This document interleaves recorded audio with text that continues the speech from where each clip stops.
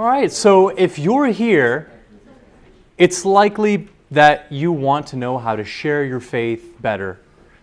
That could be with classmates, that could be with family members, that could be with friends from university or high school. And I'm very thankful to see such a good turnout for people that want to be able to share the gospel. My name is George. I work on campus. I'm a campus staff at the University of Toronto. And I also moonlight with Ultimate Questions, the apologetics ministry of Power to Change.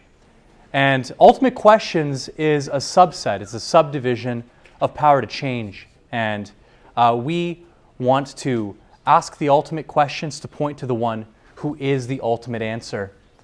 And this is the end of the conference, so it's likely that you've probably gone to some other apologetics style talks that were hosted by my colleagues John and Wes. And if you have, I'm really glad because there was some great content that I think will help you to better communicate your faith to your friends and classmates and family members.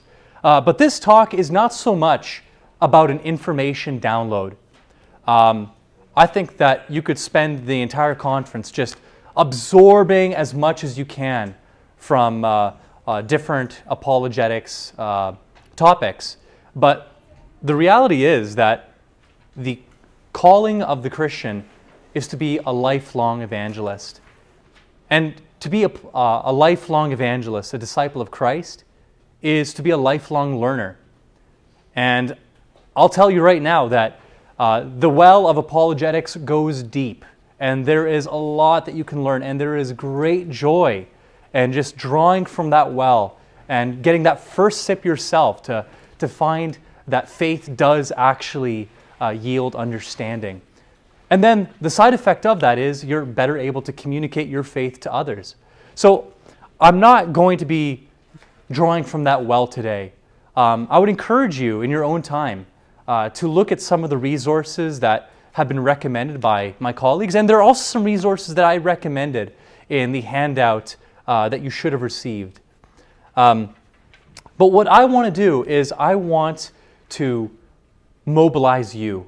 I want to give you the most bang for your buck when it comes to gospel conversations with your friends and family. And when I was thinking about how to prepare this talk, this book immediately came to mind. This is Tactics by Greg Koukl.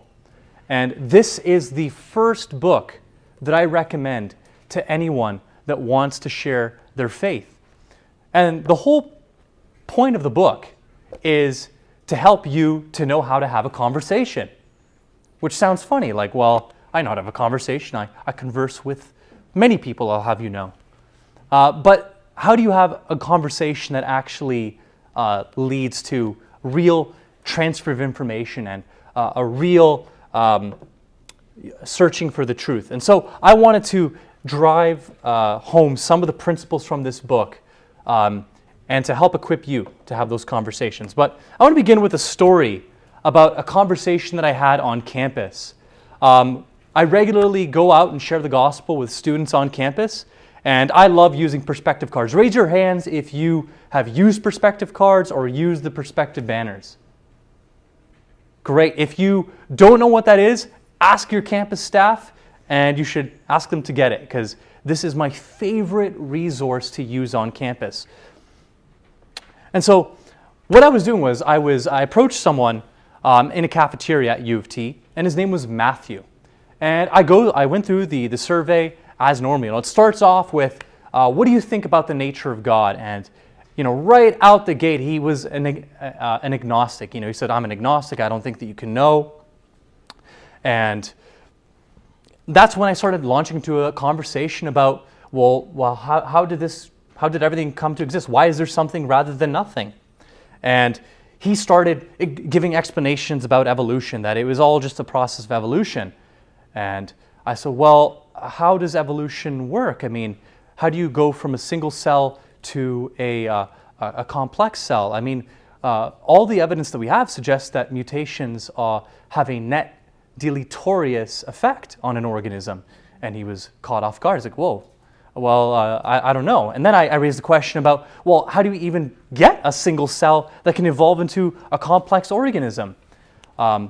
we have no laboratory evidence to suggest that we can create life from non-life.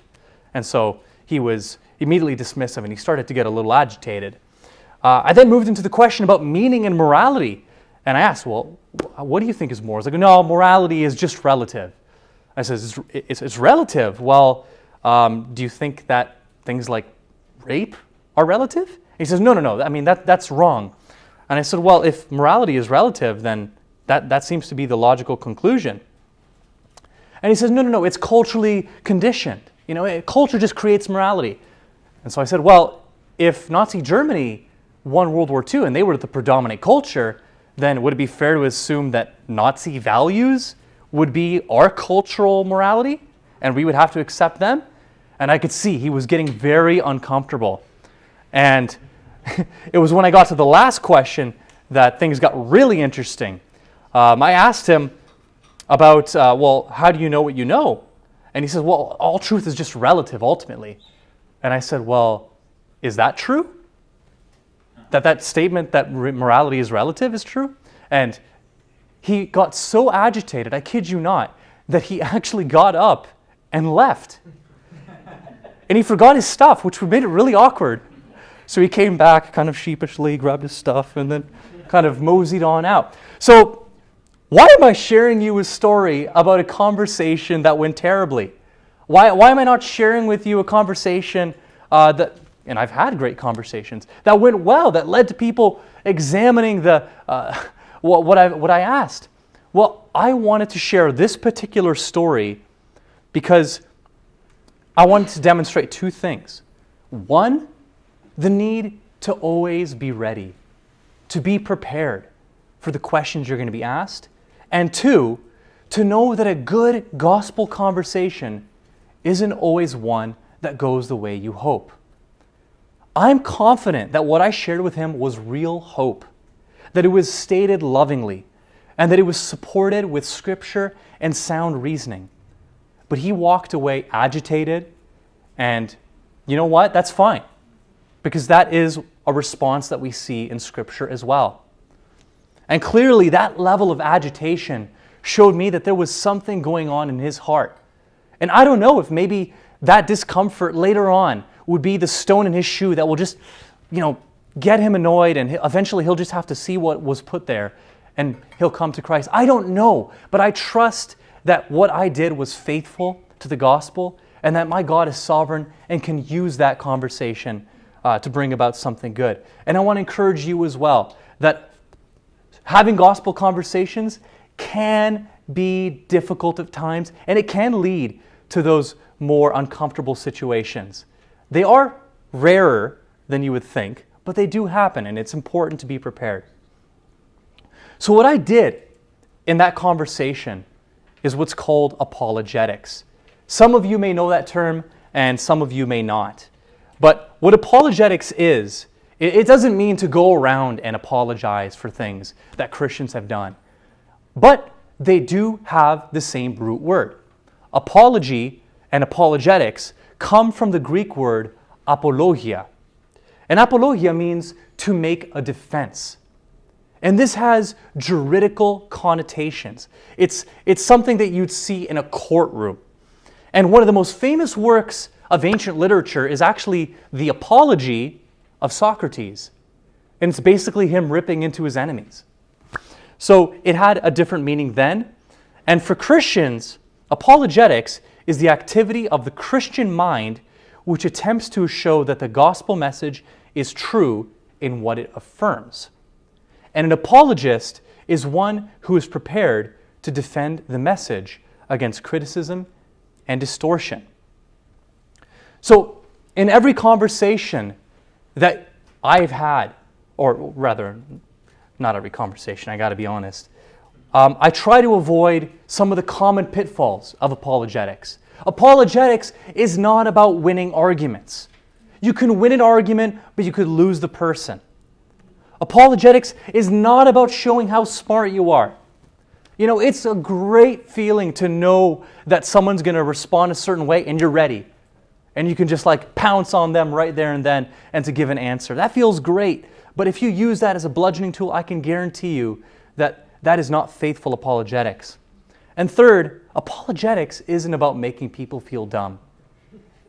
It's not about saying, I have all the answers. You clearly just have a completely lacking worldview and, you're going to be at a loss for it. No, apologetics begins with the heart. And I don't mean that in a cliche way. 1 Peter 3:15, this is the apologetic mantra. In fact, you are technically not even allowed to become an apologist until you memorize this verse. And what this verse says is, first, that apologetics is primarily about honoring Christ as Lord in our hearts. It's principally vertical before it's horizontal. So whenever we're having a gospel conversation, remember that it's done before the very face of God, that this is done not just for the person, but your words actually rise up to Christ up in heaven. So we must recognize that it's not just defending the gospel, but it's also your motive in doing so. Your motive must be to honor Christ, to be faithful to the truth, and to be faithful to what the gospel is. Because I know that there are a lot of apologetic methods that can get kind of pandery. You want to use the arguments that are going to convince people, and maybe you'll water down the truth. That's not apologetics. Apologetics is about sanctifying Christ in your heart as Lord. And secondly, there's a connection between preparation and defense. Those ideas, always being prepared to make a defense for anyone who asks for the hope that is in you, yet doing it with gentleness and respect. So apologetics is about preempting what people are going to ask. So I like to think about apologetics as preparation. When a soldier goes out to war, they're carrying on average about 60 pounds of gear. And this includes items for situations that they will experience in their theater of war. So in the Arctic, they are going to carry items that will help them survive in the cold, or that might help their equipment last longer in the cold. Likewise, in the desert, you're going to have equipment that's suited to that arena. Likewise, a lawyer is going to give his defense in court, and he's going to come with arguments that he's prepared beforehand that preempt what the prosecutor is going to ask. So you need to think preemptively about what's going to be said. So in the same way, we as Christians need to prepare to give a reason for the hope that is in us. So our rifle in this situation is the Word of God. And our food, thinking about the soldier analogy, is clear reasoning. You can't go to war unless you have those two things. You need to have Scripture and you need to have clear reasoning. Those are two things that will be with you no matter what. Everything else, all that other gear, is going to be contingent upon your situation, which is why it's important to know your audience. Your audience is going to determine the type of apologetics that you will want to use. Paul in Acts 17 demonstrates this perfectly. When Paul is giving his address to the Athenian philosophers at Mars Hill, he doesn't make an apologetic appeal like Peter in Acts 2. Peter, he reasons thoroughly from the Scriptures. He starts with prophecy and he moves into Jesus as the fulfillment of Jewish expectations. Paul is different. Paul is leveraging Greek thought. He's using Greek poetry in order to create common ground to say that Christ is their Lord. He wanted to show that Greek thought itself pointed to Christ as Lord. So, applying that principle, we should tailor our apologetic methods to our audience. These are three common methods that I think you would be wise to be aware of. The first is Muslim apologetics. There are a significant number of Muslims that will meet on campus and that you will likely meet at work, and that number is expected to rise. So I think for us that want to share the gospel with those nearest to us, it'd be wise to know what are the concerns of Muslims? What do Muslims believe? And you should try to learn as much as you possibly can. That is preparation beforehand. Read the Quran, read the portions of the Hadith, and read literature that has been written to address Muslim questions. Scientific apologetics. These are questions that are raised by people in the scientific community. How do we respond to evolution? How do we respond to gender and sexuality from a scientific point of view? There are so many scientific questions that from a position of faith, we are well positioned to answer. So it's good to be able to draw from that. Now, like I said, there are resources that I've recommended on the handout. So you can ask me in the Q&A, but there are great resources there that will help you to find that information on your own time. And lastly, cultural apologetics. There are so many cultural issues that are being raised today, like how do we make sense of colonialism as Christians? Or what about Christian values in our law? There's so much there. That's actually my specialty. I love to look at how Christianity relates to culture. So it's important to know how to raise the questions our culture is asking. So when I was thinking about this talk, I wanted to give as much information as I can that would benefit you. And like I said, there's so much that you could learn, and you should learn on your own time. But what I wanted to do is to give you the most bang for your buck and to synthesize a lot of the content in this book so that you have some reference point to know how to have effective conversations with your friends. So furthermore, I don't want to set the bar low or to give you a false hope that there are silver bullet arguments that will convert everyone the moment that you share them. I want to give you principles that can be applied in various situations.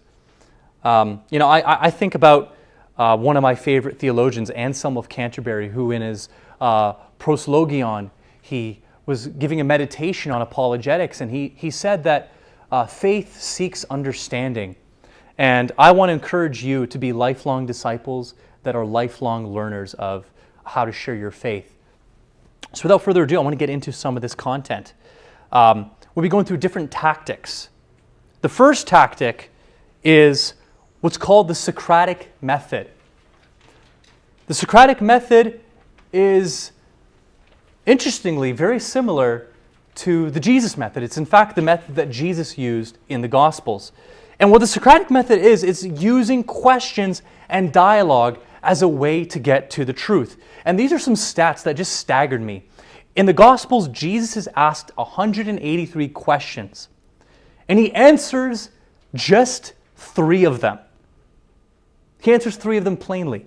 But in response, he asks 307 questions. So Jesus was very much a proponent of this tactic of using questions. So what function do questions have? First, questions frustrate those that are trying to trip you up. We see this in Matthew 22, 18 to 21, where Jesus is asked by the Pharisees, should we pay taxes? And Jesus says, whose inscription is on this coin? And they say, Caesar's. And he says, well, then render to Caesar the things that are Caesar's. Questions have a great way of revealing people's motives. They have a great way of shifting the burden of proof onto someone else. Second, questions serve a teaching purpose. It's one thing for you to give a monologue, for you to just give an explanation for why something is true. It's another thing entirely for you to ask questions and people to give answers that lead them to the conclusion that you want them to go to. So that their conclusion is your conclusion. And when people arrive at an idea by their own mental effort, it becomes their own. And we see that in Matthew 16, 18. Jesus asks, who do people say that I am? They say, oh, you're Elijah or you're John the Baptist. Who do you say I am? And then Peter says, you are the Christ, the Son of the living God. So in that moment, it was very real for Peter. Peter, by being asked that question, being put on the spot, had to give a response. So questions have a tremendous ability to both shift the burden of proof and to help people derive conclusions that you would like them to. The second tactic is called the Columbo tactic. That's the term that's used in this book. And I personally have never seen the TV show Columbo. Please raise your hand if you've seen Columbo. 1, 2, 3. Okay, a couple people. Wow. I thought this just was like some boomer thing. No, I haven't seen it. But apparently, Columbo is a detective. And the way that he would go about his investigation is he would present himself as someone who's maybe less intelligent or someone who's a genuine inquirer of the truth. He would ask questions, be like, well, I don't know, like, how did this happen again? When was that person there? And he would look all haggardly. He wouldn't look all put together. And so people would feel comfortable just opening up to him and just being plain with him because they didn't expect much of him. And the thing is that Columbo would get this information and he would actually prove that he knew more than he was letting on. This is actually what's called Socratic irony. It's where what first appears is not in fact what is. Someone who appears ignorant is someone who isn't necessarily. And I would say that this has there's a Christian dimension to this, that we are supposed to share the hope that we have with gentleness and respect. Looking back to 1 Peter 3:15. So we have to have humility. We have to have a posture of humility when we go about apologetics. Be someone who's a genuine inquirer. And as we do that, it's very disarming for people. And it gives people an opportunity to really open up to us and to not feel like they're defending someone that's intelligent. And, at that point, it becomes a matter of pride, of defending themselves. So next, I'm going to go into important considerations in gospel conversations. I mentioned this before.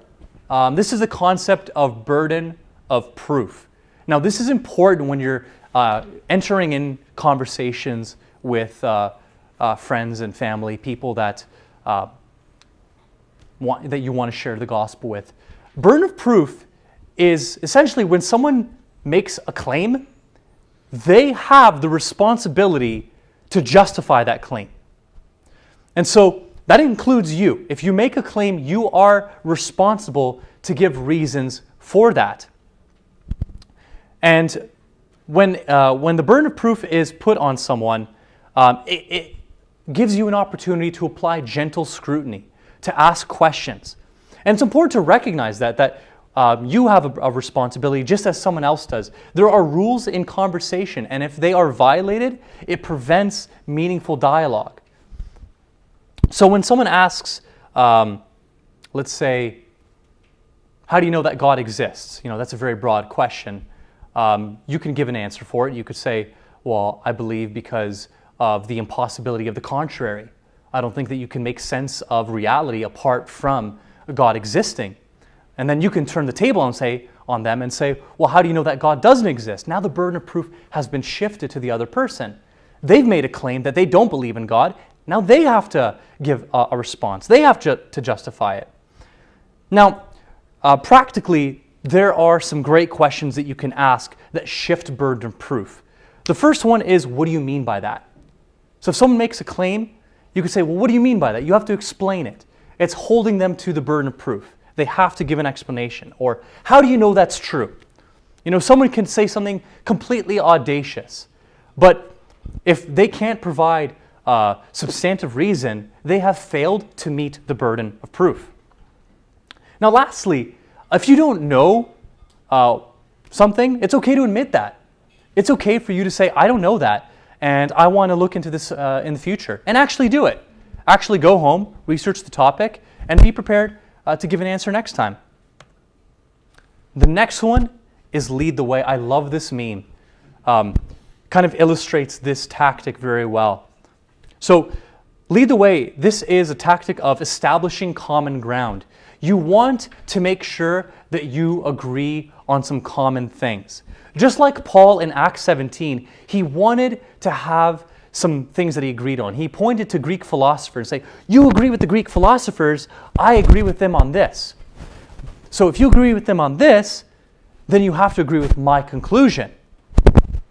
And the more that your conversation partner agrees with you, the closer they are to getting to your conclusions. So in this meme, there are different renditions of it, but the idea is that you go through all the things we agree on. The guy says, okay, here's your card, you're Patrick, and he says, yup. That's your ID? Yup. And I found this in your wallet, so it must be your wallet. Makes sense to me. Here's your wallet. And Patrick's like, that's not my wallet. He agrees on all of the premises, but he disagrees on the conclusion. And that kind of illustrates you can't do that. If you agree with all the premises, you have to accept the conclusion. And so we want to find as much common ground with people to establish those common premises. The next tactic is innocent as doves. It's important to emphasize the respect that we have with the people that we're talking to. If the person you're talking to says that morality is subjective, like my friend did in the cafeteria, but then cringes when you tell him that rape is subjective, you should affirm that cringiness. You should affirm that they see that thing as evil. You can say, I applaud you that you see this as evil. You should. It's clear that your moral compass is functioning right on this issue. Applaud them for that. But then you can follow up with and say, but have you considered that there are in fact some things that are objectively wrong? You clearly see that this is wrong. Is it possible that it's objectively wrong? Just giving that simple assertion, have you considered, softens the blow when you're talking to people. The next set of tactics is how to approach gospel conversations. So these are what are called logical fallacies, and they've been given unique names to help you to identify them. And these are things to be aware of when you're speaking with people. The first set of logical fallacies is called arguments that commit suicide. And these are statements that just contradict themselves outright. They're statements that cannot possibly be true because at a grammatical level, they simply do not make sense. It would be like saying, this person is a married bachelor. That concept is logically fallacious. It makes no sense because the definition of being married means you're not a bachelor, and the definition of a bachelor is that you're not married. So those two things don't make sense. So an example of this, the most common one, it's the one that I mentioned earlier, is someone who says that all truth is subjective. Now, when you make that statement, all truth is subjective, you've made a statement about the truth. So if you said that it's true, that all truth is subjective, then that statement is subjective, which means that it can't be true, which means that truth is objective. So that would be an example of something at a grammatical level simply does not make sense. And it's important to be aware of the ways that we do this. There are different examples of that, but that's the most famous example of it. The second set of logical fallacies are arguments that commit practical suicide. And these ones are ones that are not logically inconsistent, logically falsified, but these are ones that are proven inconsistent by their application. So an example of this would be for someone to say, it's wrong for you to impose your morality on someone else. Why is that one? Why does that statement not make too much sense? It's wrong for you to impose your morality on someone else.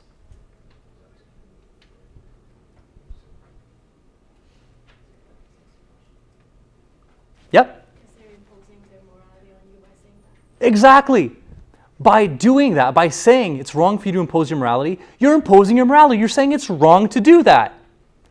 So while it's not logically inconsistent, it may in fact be wrong, they are doing it themselves, which shows that practically speaking, they're not living up to their own standards. This would be a double standard. It's applying a standard to someone else that you're not willing to apply to yourself. And this happens quite frequently in conversations. And it's important to be really careful with with how things are stated and to be aware of how people are phrasing things.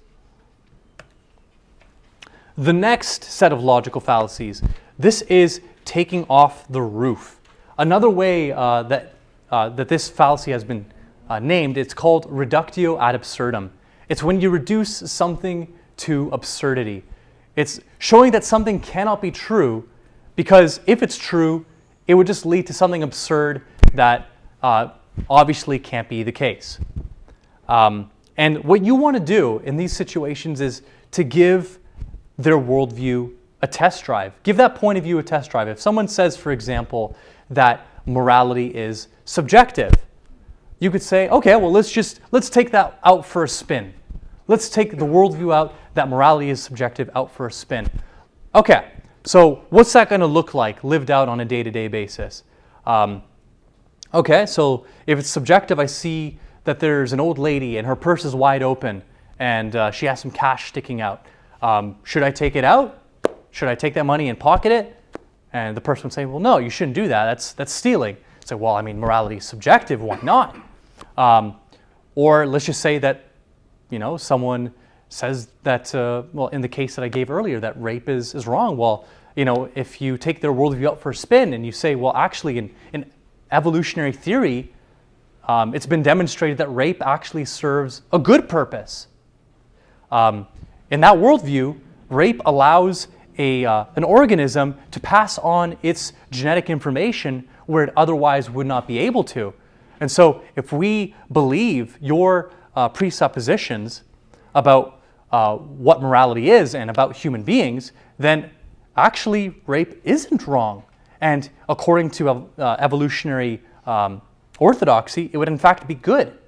Now, of course, we would recognize that that's an absurd conclusion, and we would say that that's wrong. No one would agree with that, but that's exactly the point. You want to take their worldview out for, we're going to have a Q&A session at the end, but yeah, hold your questions. If you have questions, hold them.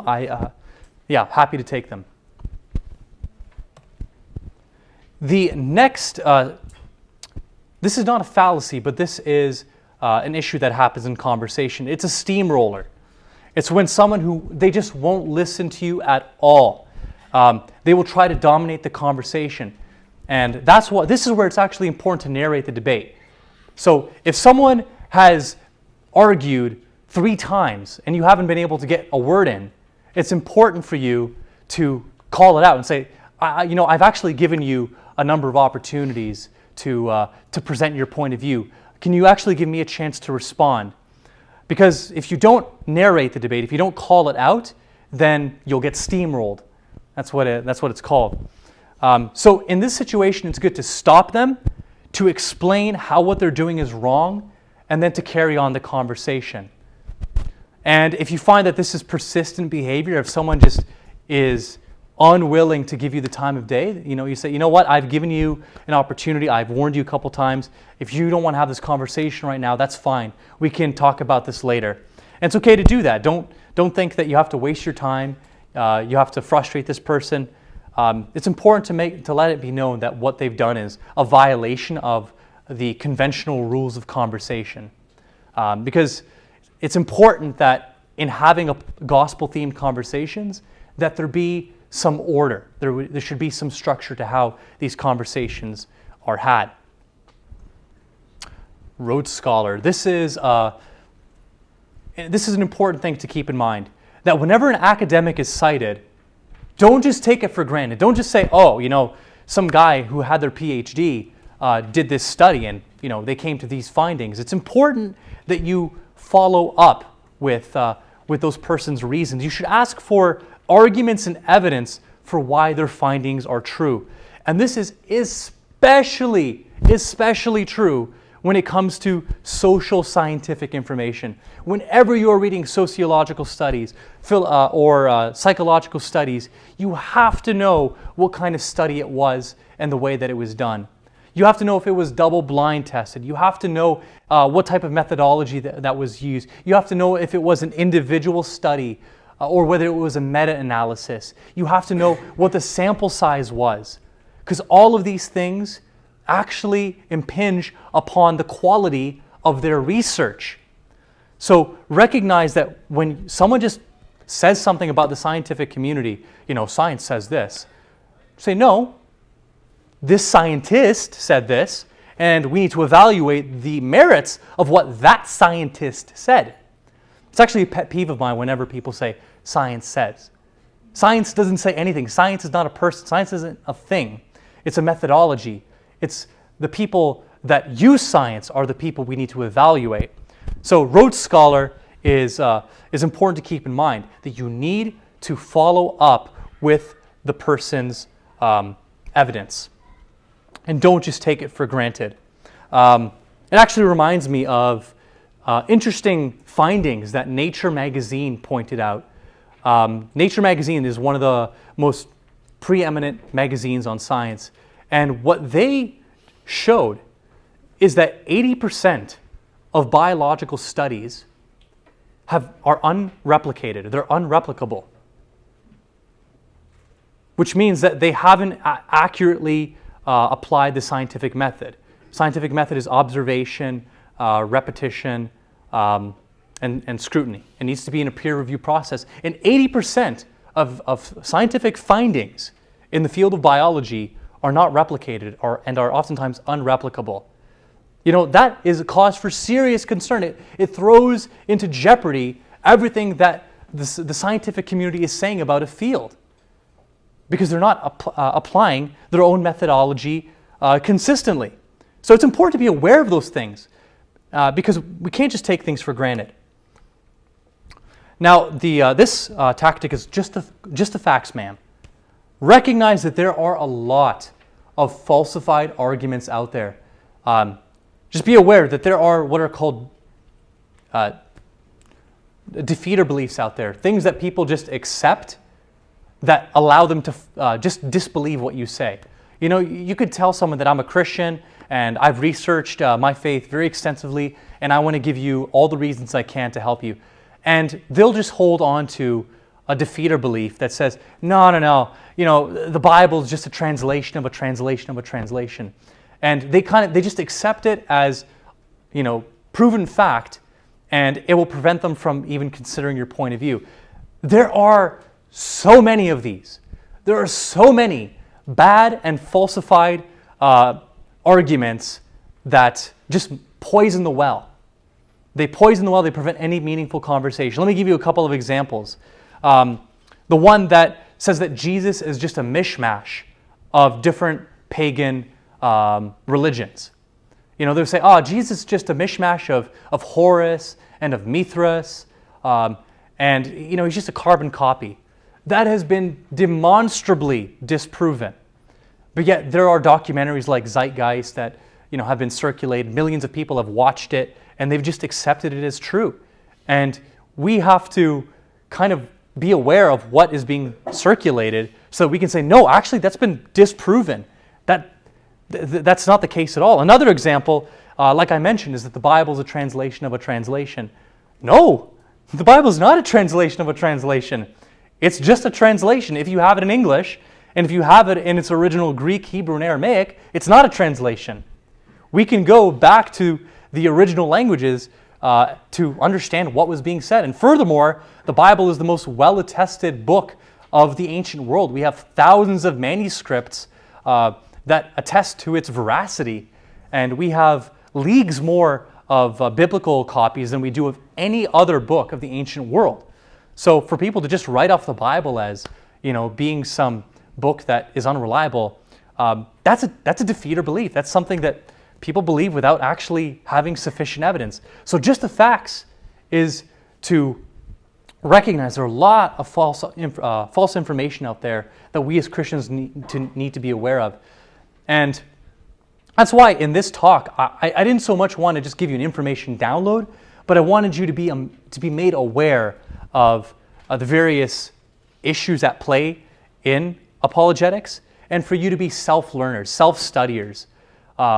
That's the greatest hope of anyone in this conference. It's not that you would just have an information download here, but it's that you would go home and go to your campuses, and that you would just be hungry for this information, and that we would create a culture of truth-seeking where we can share information, we can watch apologetics material and to just create a culture where this is normal, because I think it's the best thing that we can do.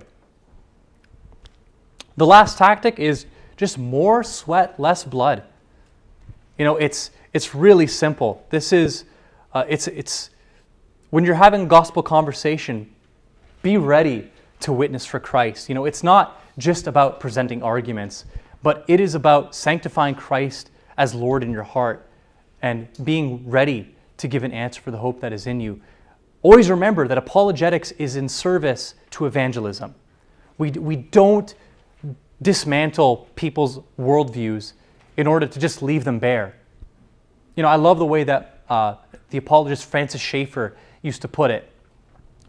He said that he would hold people over the abyss of their own worldview.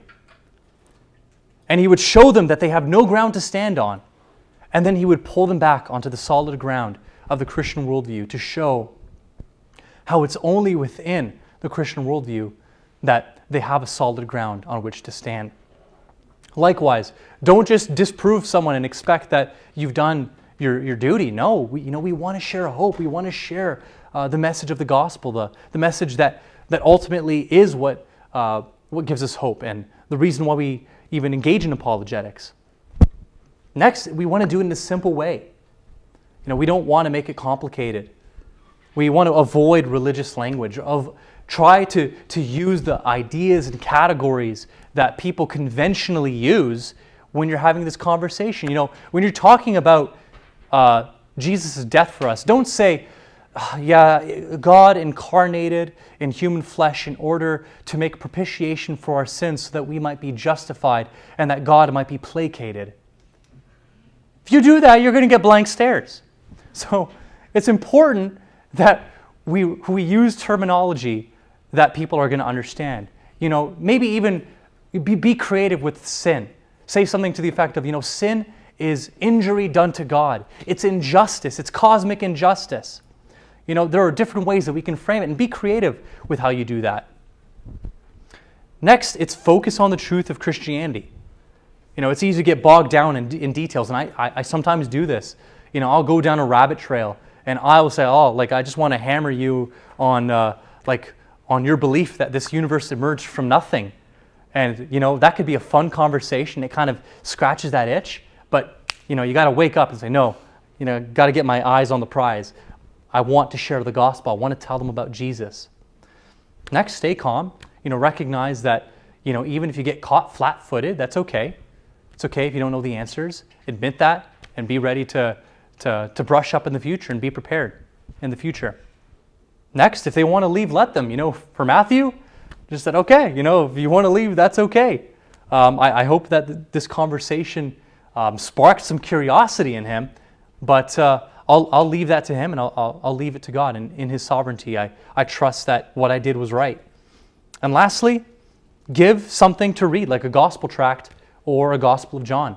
I always carry around with me a number of gospel tracts. It's called The Ultimate Questions of Life. And it's great to just have something on you to give someone at the end of a conversation, something that they can take and read.